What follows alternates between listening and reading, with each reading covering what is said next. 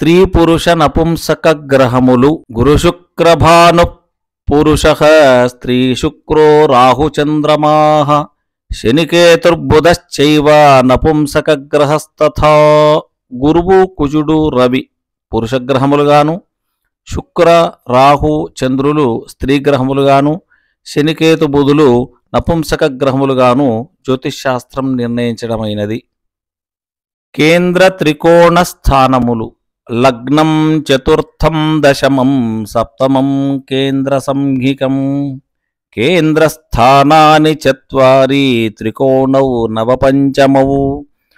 పాపకేంద్ర గతే దోషం సౌమ్యకేంద్ర శుభావహం.